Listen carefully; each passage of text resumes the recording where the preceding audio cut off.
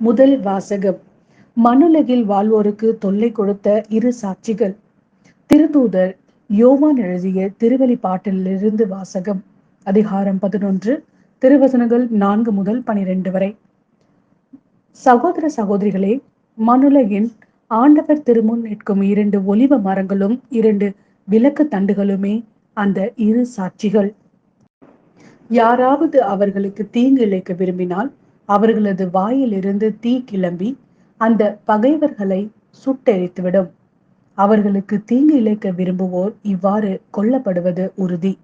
தாங்கள் இறைவாக்கு உரைக்கும் காலத்தில் மழை பொழியாதவாறு வானத்தை அழித்துவிட அவர்களுக்கு அதிகாரம் உண்டு.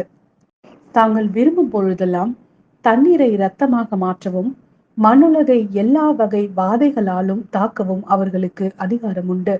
அவர்கள் சான்று பகர்ந்து முடித்த பின் படுகுழியிலிருந்து வெளியே வரும் விலங்கு அவர்களோடு போர் தொடுத்து அவர்களை வென்று கொன்றுவிடும்.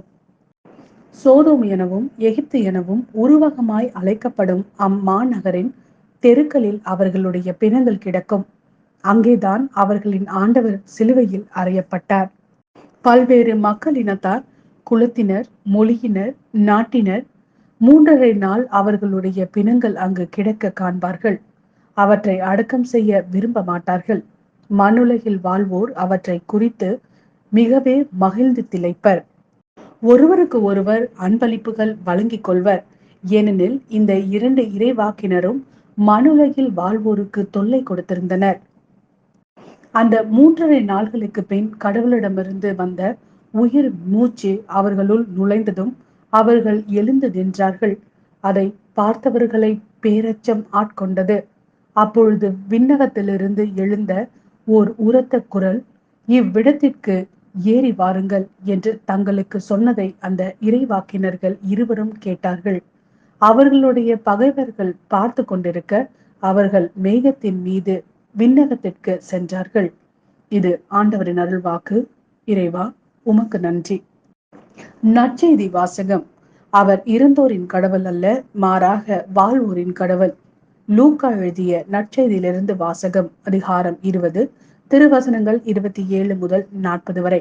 அக்காலத்தில் உயிர்த்தெழுதலை மறுக்கும் சில சதுசேயர் இயேசுவை அணுகி, போதகரே, மணமான ஒருவர் மகப்பேறின்றி இறந்து போனால் அவர் மனைவியை கொழுந்தனே மனைவியாக ஏற்றுக்கொண்டு தம் சகோதரருக்கு வழிமரபு உருவாக்க வேண்டும் என்று மோசே எழுதி வைத்துள்ளார்.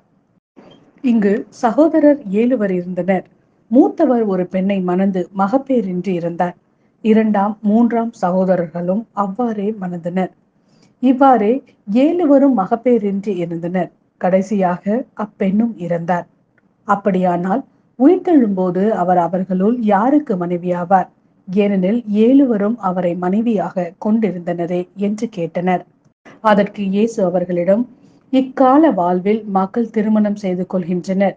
ஆனால் வருங்கால வாழ்வை பெற தகுதி பெற்ற யாரும் இறந்து உயிர்த்தெழும் போது திருமணம் செய்து கொள்வதில்லை. இனி அவர்கள் சாக முடியாது. அவர்கள் வானதுதரை போல் இருப்பார்கள்.